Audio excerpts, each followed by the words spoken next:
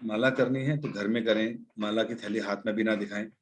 थोड़ा और एटमोस्फेयर बन जाए, कोई 2-4 और पकड़ लें, घर वाले भी सीरियस हो जाए भक्ति में, तब तो कोई दिक्कत नहीं है ना, तब कोई दिक्कत नहीं। लेकिन रिलेटिव्स आपके जो है ना, वो वास्तव में रिलेटिव्स नहीं है, वो हमारे दुश्मन है। वो चाहते हैं कि हम लोगों की सबकी टिकट कन्फर्म है नरकों की, और हमारे रिलेटिव में, हमारे फ्रेंड्स में एक ऐसी डिवोटी नेहा त्यागी, ये कैसे स्वर्ग चली जाए, ये कैसे भगवान के धाम चली जाए, तो इसको नीचे कैसे लाए? फिर वो बोलते हैं हाँ देखो कैसे कर रही है, हाँ देखो ये कर रही है। वो आपकी टांग खींच के अपने साथ नरक की टिकट कंफर्म कराना चाहते हैं। अब आपको उनकी हाँ हूँ से डरना है या भगवत धाम जाना है, ये आपको देखना। नहीं आपके प्रभु असली जी, भक्ति रिलेटिव, करने। आपके असली फ्रेंड्स केवल इस्कॉन में है, भक्तों के हाँ समाज जी। में है। यही आपके असली फ्रेंड्स और रिलेटिव्स है। आप इसी में से चाची, नानी, मामी, दाई सब बना लीजिए और इनके साथ ही रहिए, ठीक है कि नहीं? मेरा लैपटॉप का चार्जिंग खत्म हो रहा है, आप क्वेश्चन पूछिए, मैं चार्जर लगा रहा हूँ। ठीक है प्रभु जी, एक चीज, एक क्वेश्चन ये था कि जो हमारे अंदर कभी कभार ऐसा लगता है कि भक्ति कम हो रही है, आसक्ति कम हो रही है, उस चीज का डर रहता है। कभी के बाद नॉर्मल रहता है, कभी के बाद ऐसा लगता है कि आसक्ति कम है कृष्ण की, तो वो कैसे, इसको स्थिर कैसे रखा जाए? ये तो अप्स एंड डाउन आते रहेंगे। अच्छा। कोई चीजें लगेंगे, मन है ना कुछ तो सोचेगा बार बार। पेपर में हम जो एग्जाम देते हैं, पेपर में रिजल्ट कितने आएंगे, मार्क्स कितने आएंगे, डर लगा रहता है हमेशा। ऐसे ही हम रिजल्ट ओरिएंटेड रहते हैं। भक्ति करने के बाद भी सोचते हैं रिजल्ट क्या आएगा, कृष्ण क्या सोच रहे होंगे, मैं कर पा रही हूँ कि नहीं पा रही, हो रहा है कि नहीं हो रहा। ऐसा चलेगा, मन का काम है सुनना, सोचना, सोचने दो। लेकिन आप ABCD करते रहिए जो भक्ति की है। और प्रभु जी, फास्ट चैंटिंग करना दोष होता है क्या? नहीं फास्ट बिल्कुल चैंटिंग करने से? नहीं। आप शब्द साफ होने चाहिए, प्रोनाउंसिएशन ठीक होना चाहिए और शब्दों पर ध्यान लगना चाहिए। फास्ट कितना भी कर लो कोई दिक्कत नहीं। ठीक है प्रभु। 16 मंत्र हरे पूरे कृष्णा होने प्रभु। चाहिए। हरे कृष्णा प्रभु श्वेता जी, माता दंडवत जी, आप प्रणाम। अपना क्वेश्चन पूछ लीजिए। हरे कृष्णा। श्वेता माता जी और नुपुर माता जी, आप अपना क्वेश्चन पूछ लीजिए। हरे कृष्णा, दंडवत प्रणाम प्रभु जी। दंडवत प्रणाम।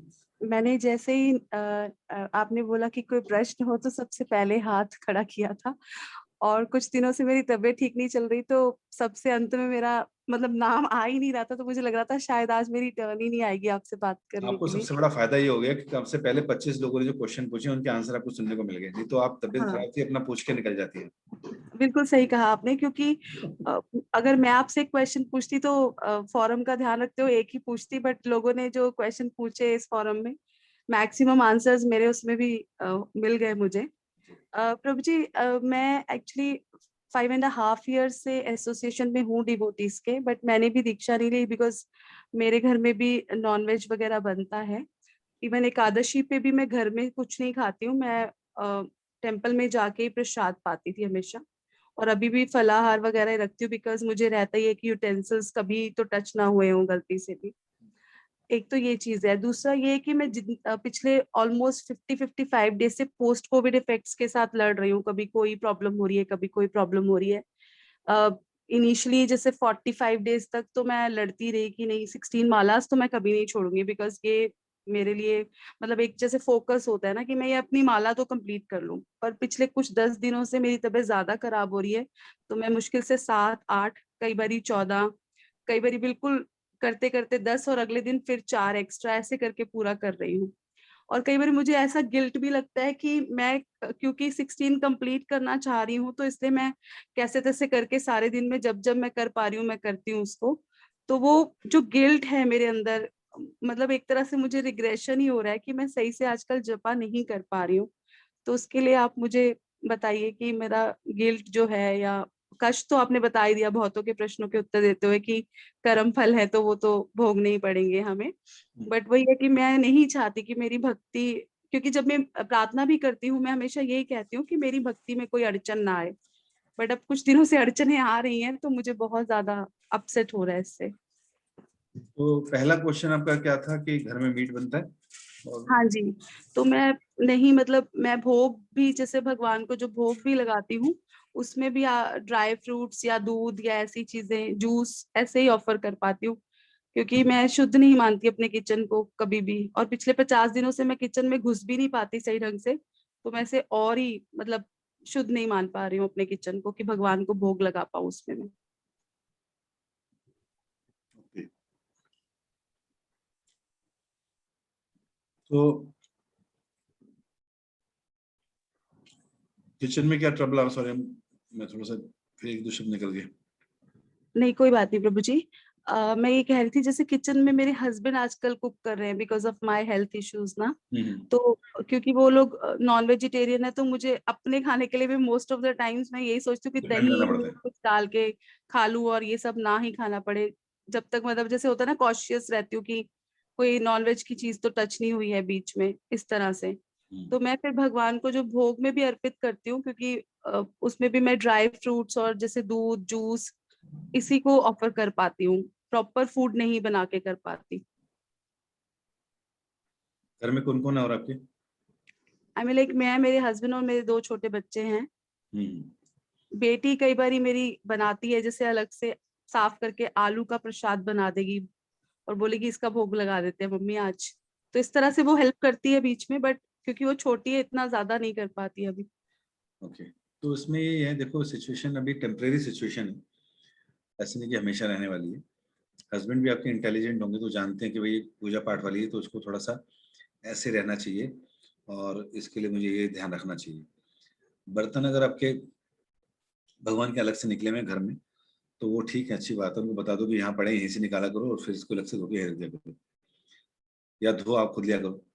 और फिर जो आपने कहा टच वच का मामला है जो, तो कोई बात नहीं, ऐसी सिचुएशन में कोई टच टच हो भी जाए तो कोई बहुत बड़ी वो नहीं है, तो अवॉइड हो जाए तो अच्छी बात है, लेकिन ऐसा कुछ मत मानो कि कुछ हो जाएगा उल्टा सीधा।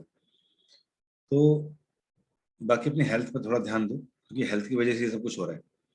तो सुबह मॉर्निंग में 7 to 8 सनलाइट में बैठा करो फ्रंट एंड बैक करके। थोड़ा सा सनलाइट से जो हमको एनर्जी मिलती है वो कई बार मेडिसिन से भी नहीं मिलती। और प्राणायाम इत्यादि करो और क्या कहते हैं,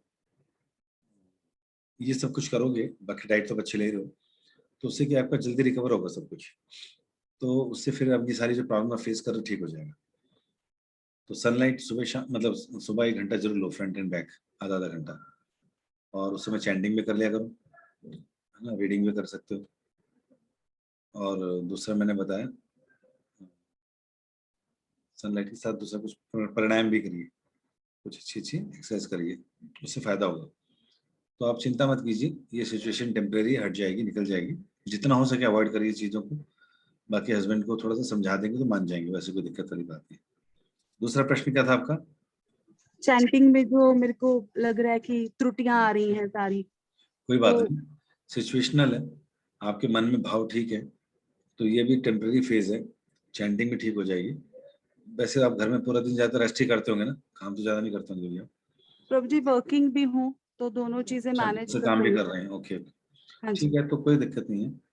मैंने तो बताया था शहर में तो ऑलरेडी हमने आधी टेंशन तो ऊपर एक्स्ट्रा नर्सेज ले ही रखी है।